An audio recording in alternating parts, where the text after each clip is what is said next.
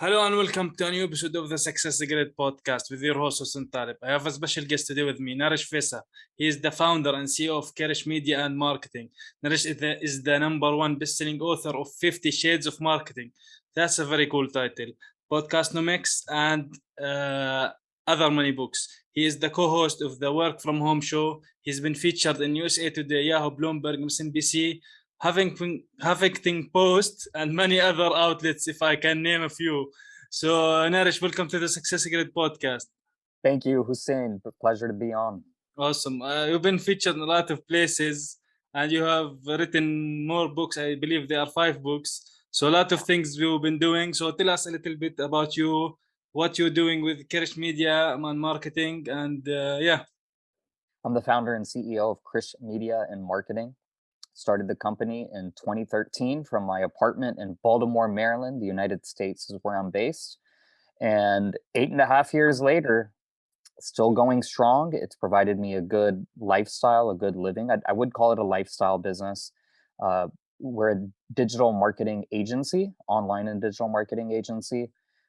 Employ contractors all around the country or all around the world to help me out with anything and everything online and digital related. That's SEO, pay-per-click, social media advertising, social media marketing, general marketing strategy, podcast production, ebook publishing. The list goes on and on and on. Everything is on our website, krishmediamarketing.com, Krish mediamarketing.com. My experience in Krish Media and Marketing led me to work with many thought leaders, well-known thought leaders who are known worldwide. And one of our clients was a real estate company, and that introduced me to real estate investing while we were doing a lot of marketing, PR, podcasting, web work for them. And in 2017, I bought my first real estate property. And since then, I've amassed over now, because of appreciation, probably over $1 million worth of property. And that company is called Krish Capital, and it is a real estate investment and real estate coaching company. So if anyone wants to get involved in real estate investing and they don't know how to, I can coach them. It's free coaching. So I coach free of charge. And the beauty of the difference between the real estate side and the Krish Media and Marketing side, Krish Media and Marketing is, it's a lot of consulting. It's a lot of work. On the real estate side, it is beautiful because it's mostly passive income. I would say over 95% passive income because I hire property managers to run all my properties, to maintain the financials and for tax purposes, expenses, revenues, etc., collect the rent, do the property management. So real estate has become my newfound passion. And because of the pandemic, real estate prices in the United States and where I live in Florida, the state of Florida, have increased. I don't want to say exponentially, but they've increased probably the highest that they've ever increased within a 15-month period in human history. So I'm very glad that I got involved in real estate investing in 2017, and I bought my last property before the pandemic. I bought my last property in January 2020. And so I've seen appreciation across the board, and I've been able to raise rents and just make that cash flow, generate that cash flow. I've written 5 books. They all have to do with online and digital business, e-commerce, technology. They're mostly in those spaces. And I love writing. My background, I went to school, undergraduate and master's degree, but undergraduate, one of my majors was in broadcast and digital journalism. I have a decent amount of experience as a reporter. I worked for CNN radio. I've done camera, in front of the camera, behind the camera, radio, television, print, magazine, you name it. I've got experience on the reporting side. So I like to write. I host my own podcast called The Work From Home Show. That's workfromhomeshow.com. And it's all about working from home because I do work from home. I'm also a stay-at-home dad to my 1.5-year-old son. So I'm able to do all this from home. So that's awesome. A little bit about me. Yeah, cool. So you've been doing lots of things. You are basically in the online media. you write books, and you're involved in real estate, which is passively, you basically do nothing much. Your agent run the show basically, kinda. Uh, why? What's your passion goes more into? Is it like about real estate? Is it about media? Do you like writing books since you got into journalism and you work in big media outlets like the CNN? So where's your passion? Where are you passionate more about? And your focus goes where exactly? Well, I'll say this: when it comes to finding one's passion, when it comes to passion in general, what you want, this whole pursue your passion thing, that's a bit difficult because at the end of the day you have to make money. But what you should do is take your passions with you and apply it to what's in front of you. Mm, So what happened in my case, my first passion was actually the media journalism. That was my first passion way back when I was a teenager. So I was very passionate about that. And then while I was doing my reporting journalism, I discovered the financial crisis of 2008, 2009. mm. And so I developed another passion. You can have multiple passions. This is not Yeah. like a monogamous marriage where you have,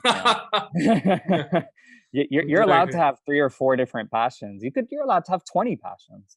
So, um, so yeah, the finance, stocks, the financial crisis, that I became passionate about that because I was living in New York at the time, and it was the Mm. talk of the school. I was in school at the time. It was the talk of the school, and I was hearing about all this doom and gloom stuff, and I just started pursuing it and learning more about Wall Street, and I ended up working there. So I worked for a major Wall Street bank and was an equities analyst as well. I started out as a financial analyst and was also an equities analyst a little later on, uh, analyzing stocks. And was passionate about that, but was not passionate about working on Wall Street, about having like a full time job Mm. at a big, large 270 Park, 383 Madison type of office. And if you look Mm. up those addresses, you'll know which company I worked for. But anyway, I still had the passion though for investing, for financial analysis, on doing what I wanted to do. And I went to graduate school, business school, and I was able to combine my media background and my financial background to get a job in financial marketing, Mm. financial media, financial marketing. So yes, media was my first passion, then finance became my next passion. And then an offshoot of the financial passion came 7 years later or so when I discovered through, as I mentioned in the intro, our client is a real estate company, and I discovered real estate. And I was like, man, I can't believe they taught us about stocks and bonds, but they didn't teach us anything about the business models behind real estate investing. It's even better than stock investing, in my opinion. I still do heavily invest in stocks, cryptocurrencies, real estate, and I'm very comfortable doing that because I have the experience. I've lost money, I've made mistakes during my training, and so now it's been great. And then on the real estate side, people say, "Oh, you're a risk taker buying real estate. Real estate is so expensive. You can buy a stock, for $1, for one share in a stock for $1. You could have bought Bitcoin for $300 per Bitcoin 8 years ago." But real estate, I mean, now you have to pay $200,000, $300,000 just to minimum just to get any cash flow, and that's a myth.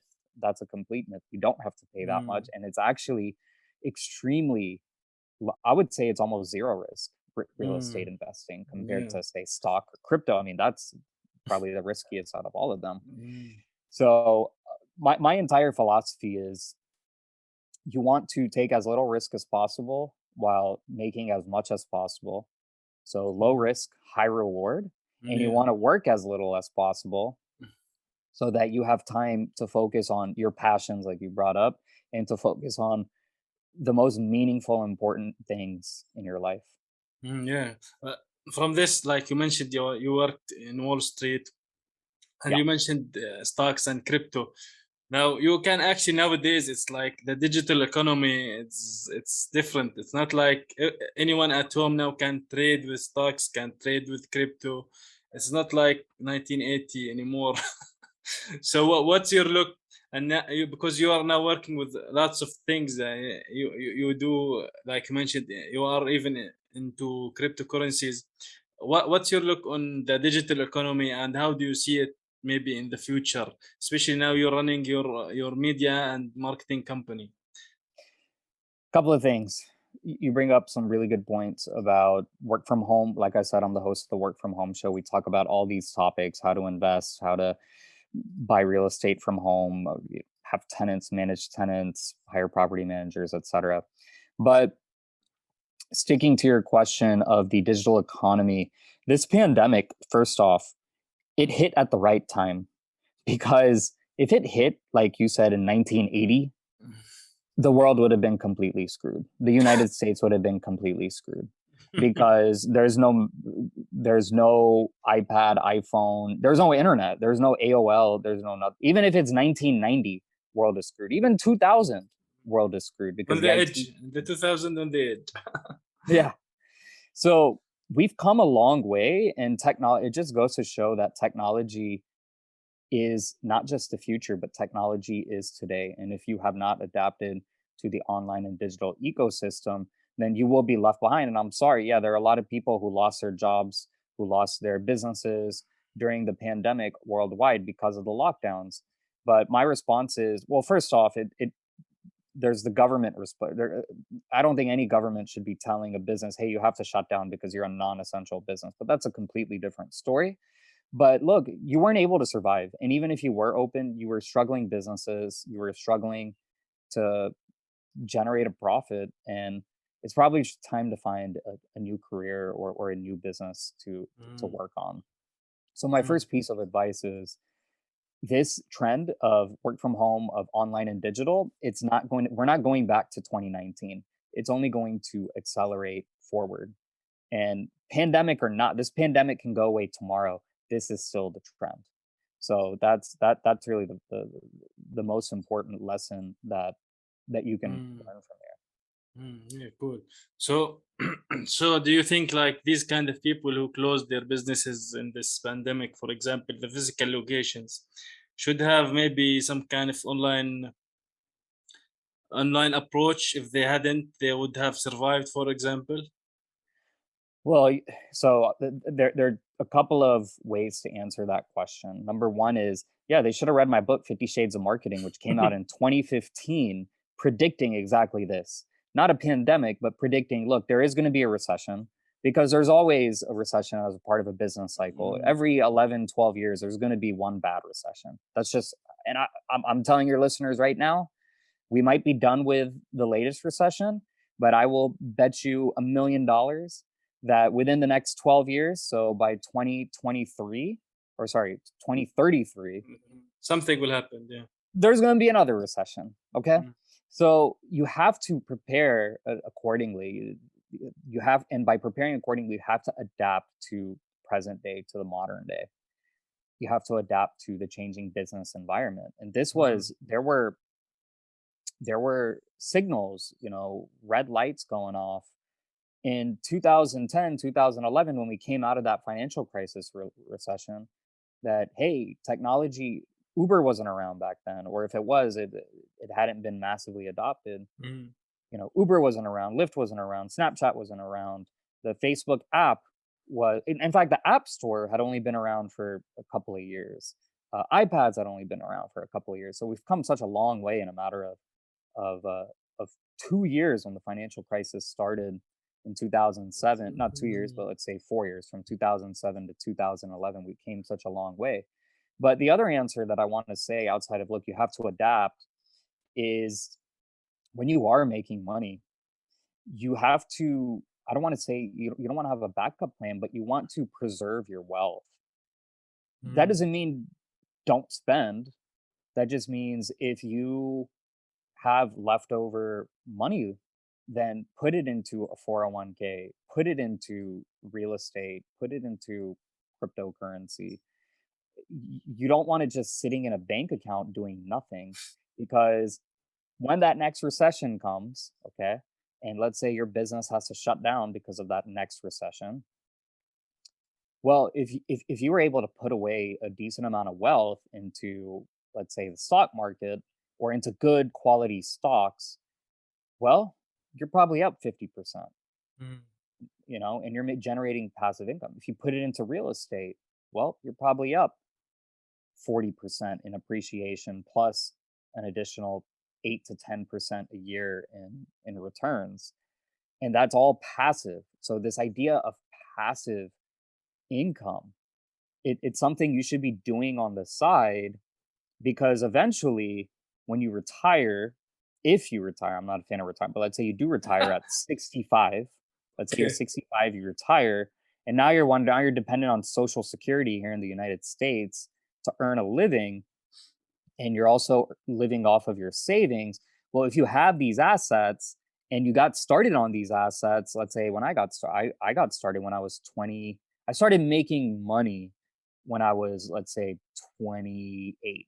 Mm. So, 28, 65, you retire, and you have all these assets from when you were 28. And every year you're buying, let's say $1,000 worth of stock or one house. In my case, my goal was I want to buy one house every year. So every year you're buying one house. Well, that's over 40 houses or close to 40 houses that you're going to have by the time you're 65. And they're all generating passive cash flow. You retire, you're just making money. And I'm not even Mm. counting the appreciation. So the lesson here to learn is, don't just assume, okay, I have this business, this is how I'm going to make my money and become wealthy, or I have this job, this is how I'm going to make my money and become wealthy. You need to have all these other passive streams. It's super easy to set these. It's super easy, like you said, to take out your phone and start trading stocks on Robinhood. Super, super easy to do that. It's almost like a video game. It's Mm. super easy, and I can help coach people through this. It's super easy to buy real estate and to rent out the homes. I work That 1 hour a month on my real estate. oh, that's that's very passive. Yeah. Yeah. So okay. So let's put, for example, any person who's actually working a job, okay, and wants to get into, let's say, entrepreneurship. Okay. So what would you like advise them to start? Like, you do multiple things. You write books. You have a social media company. You do real estate. Where do you advise them to go? Do you advise them to go, like we talked about, regards to follow their passion or follow the money? Absolutely. Let's say, well, what's the It's look got to on be the this? passion. It's got to be the passion first, because you're going to be interested in what you're doing. It's not a job. And also, in the hypothetical you gave, you said, let's say somebody has a job. The best thing to do is to follow your passions while you already have a job, Mm. because then you're doing it on the side. That's how I got started. I had a full-time job. I started off on the side. And then once that side hustle becomes big enough, you can leave that full-time job. So that's what I did with my company. And with the real estate, like real estate right now is a side thing for me. My primary source of income is Krish Media and Marketing. Real estate's a side thing, but in another 2 to 3 years, I think real estate's going to overtake my primary business. But you know what? Mm. I'm still passionate about Krish Media and Marketing. It's not just about, yeah, I make a good living, but I'm not going to give up Krish Media and Marketing just because I'm making more money somewhere else, or I'm not going to give up the stocks or the crypto. You can do, like I said, you can have more than one passion and be really Mm. good at all of them. Yeah. Exactly. So, from what I understand from you, like, sometimes resourcing or automation is something that's really important in running a business, right? So, what's your look on outsourcing and automation, especially now, especially with your Krish marketing company? Well, that's how I'm able to work. I said I work 1 hour a month on my real estate, probably another hour a month on the real estate coaching, and then I run Krish Media Marketing. I hire a bunch of contractors to do a bulk of the work. This is all because of outsourcing. This is all because of automation. You can easily, if you figure it out, if you figure, and no matter what industry you're interested in, figure out, okay, how can I outsource? How can I automate?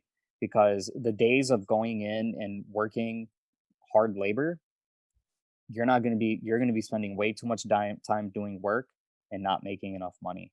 Mm. So this is, again, It's the present. It's not even the future anymore. It's the present. The resources are right in front of you to do it. Go to Google, go to YouTube, go to Upwork, go to Fiverr, go to these sites that help you do the automation, the outsourcing, and it's worth the money. It's worth it to pay these people, employ these people, put money in their pockets too. Yeah, exactly. Especially now, I do believe, I think that the internet has made it easier for people to go into business. Like Absolutely. when we talk about marketing agencies and businesses, like 10 years ago, 15 years ago, this wasn't ex- doesn't they did not exist at all, and now it does. And this is the, like you mentioned, it is now the future, and a lot of people can now do and start a businesses in, for example, and media and marketing businesses that could not start like 20 years ago for almost sometimes, I don't want to say free maybe, but a little bit of the cost, Yeah. right? Yeah. Well, look, the cost of starting a business has plummeted to Mm.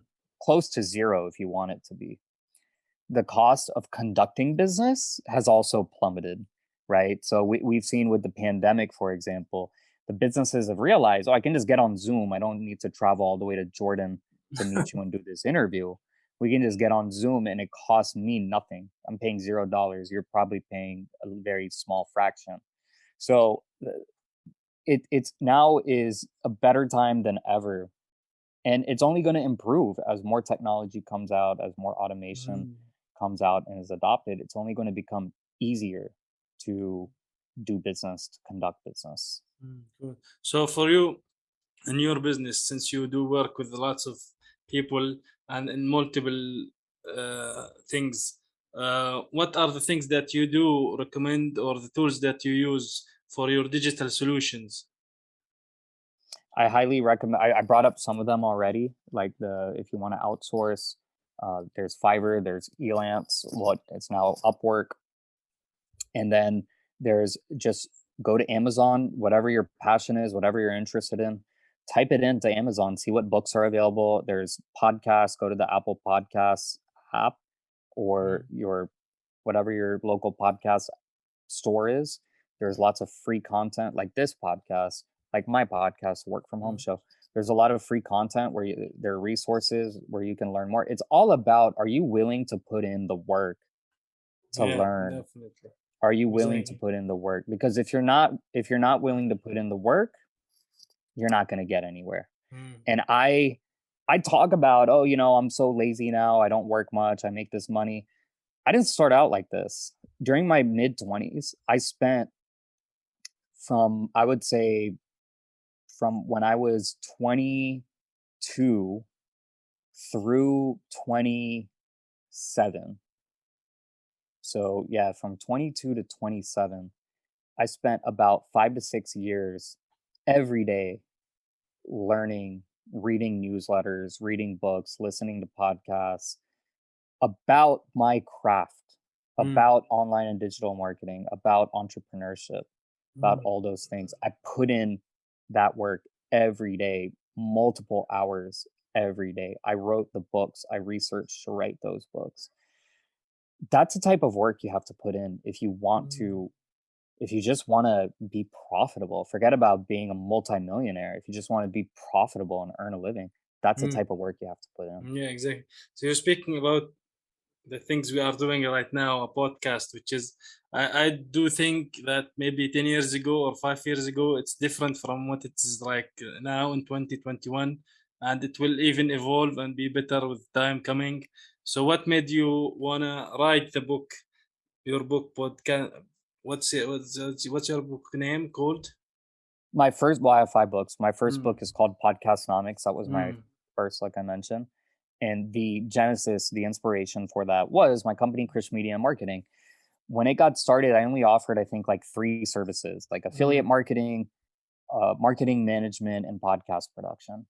So the podcast production is what inspired me to write a primer on podcasting, Mm. Podcastonomics. Cool. So I learned, I knew a decent amount about podcasting through my time working at the largest financial marketing company. I started their online radio division, their online podcasting company.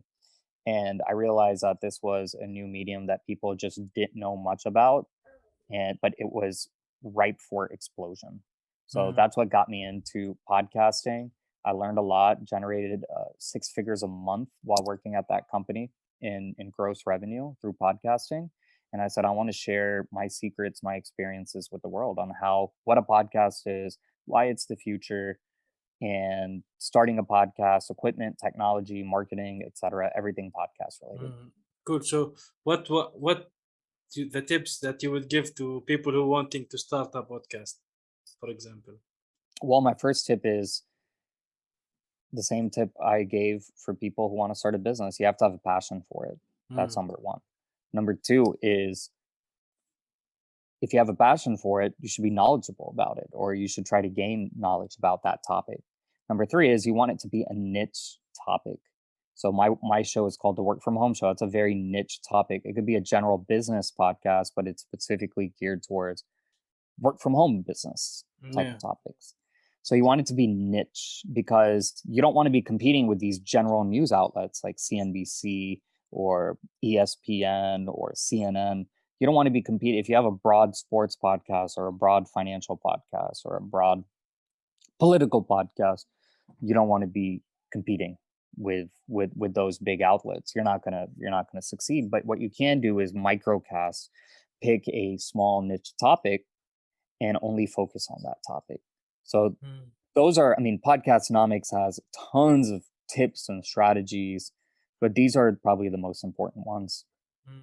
So you personally, what benefits exactly did you gain from podcasting? Is it that passion is what drives you into it? A couple of things. I picked up some clients from it, Mm, from the podcast, so that's worked out quite well. Just picking, making money. The other thing is just speaking to amazing guests, like, and especially like big name type of guests. If you go to our website, workfromhomeshow.com, you can see, I mean, we have New York Times best-selling authors, we have Hall of Fame football players, we have like well-known entrepreneurs on our show. It's truly a privilege to be able to speak to them, even if it's just for 30 minutes. mm, That's incredibly valuable, and I have access to those interviews forever because they go live and I can just go back and listen to them whenever I want. mm. That's the biggest takeaway that I get from the podcast. It's not even the money. Oh, cool. So, but did you have some challenges with it, for example? Not with the podcast because I'm a podcast guy. My company, we produce podcasts, so super easy to get up and running. Mm, We got up and running in 48 hours. cool. That's cool. Okay, so in business in general, whether it's with your media and marketing company or with real estate, did you face any or see any challenges in front of you? Absolutely. There's always going to be challenges. So in Krish Media and Marketing, first year was great. Second year, not so much. Third year, even worse. You go through ups, you go through downs, you learn from your mistakes and you try not to make them again. And that's partly why I've diversified my finances or diversified my time, Mm, because you learn from those mistakes. You can't put all your eggs in one basket. You need to have mm, the business. You need to have the stocks, the bonds, the 401k, the cryptos, the real estate. You need to have all these different areas if you to prevent yourself from going out of business or from becoming homeless. These are just ways to diversify to generate cash flow. Some other lessons that I've learned have to do with pricing and how much you charge people. mm, I made a mistake because I was misled by several people. I mean, when you get started, you don't know, right? And you learn from those mistakes. But people said, "Oh, you just charge as much as possible," and that was the worst advice that I was ever given because it ended up biting me badly, to the point that it even went to a lawsuit. Because if your idea is just, "Oh, I'm just going to charge as much as possible," then there are some pitfalls to that. There's some clients who are gonna, no matter how much you give, they're gonna feel like they're not getting enough. mm. So we changed our pricing after that incident, after that experience. That was a while ago. It was 7.5 years ago. And so I became a low cost solutions provider. So we Mm, try to be extremely competitive and low cost with our pricing to get people through the door. And then they see, oh, these guys do great, they do a good job. And that's what helps retain the clients. cool. That's a new look on things. So you basically drop the prices to be more competitive now, because we know a lot of, for example, if we're talking about marketing and media, there are now, and we talked about it, like now the internet has made it easier. There is like now lots of these kind of companies that working with their to helping with CEO or with social media marketing or content marketing or YouTube marketing or whatever of things that happening in the social media world. So what you did was like to compete with them on the price to lower the people in, because lots of companies are in it, and then they will discover like that your company is doing a good job at it, so we'll keep Exactly. working with you. Exactly. You hit the nail. That was my that became my new strategy. Mm, cool, awesome. So tell me, what do you think is would be one takeaway from this episode? One takeaway from the episode, well, the one piece of advice that I would have, not necessarily a takeaway, but the overarching piece of advice is you got to get started today. Mm, There's no sitting around putting things in your head. Oh, I'm going to get around to it eventually. You have to get started on it today, whatever that it may be. You're listening to this episode. I hope I've inspired you to get out of your chair and subscribe to those newsletters, get those books on Amazon, listen to those podcasts, and just move forward. mm. Otherwise, it's never going to happen. Exactly. It's action what makes things go, and you can start slowly at the beginning, but with time, hopefully things will get better and faster. Like you mentioned in your company, you started the first year, okay, second year, it goes sometime, but you have to keep at it to keep the momentum going up. I'll also Mm, say there are some endeavors where it's worth walking away from, and that's a very mm, important skill to know. It's, hey, this is a losing proposition. I'm going to cut my losses right now instead of continuing and continuing and continuing. And then you find yourself wanting to commit suicide or just completely depressed. And that's a very, if you can identify that quickly, within, let's say, one meeting, you talk to somebody who wants to do something, you say, hey, you know what? I don't think it's going to work out. Walk away. I say, go for that. That's even more important to walk away from deals, walk away from opportunities, and knowing, hey, this is not working out. It's time to cut the losses and move on because there are other ways to make money. yeah, exactly. Especially with the online, tons of things you can do. Where can people get in touch with you again, Naresh? NareshVissa.com is my website. KrishMediaMarketing.com is my digital marketing agency's website. WorkFromHomeShow.com is our podcast website, the Work From Home Show. And I'll offer your listeners a free copy of my book, 50 Shades of Marketing, Whip Your Business into Shape and Dominate Your Competition. Would love to give a free copy. If they go to NareshVissa.com, get on my mailing list, or just contact me through the website, I'll send them a free copy. Awesome, awesome. Love the name 50 Shades of Marketing. That's very brilliant. Well, thank you for being here today with me on the Success Secret podcast, Naresh. Thank you, Hussein. It's been a pleasure. Awesome.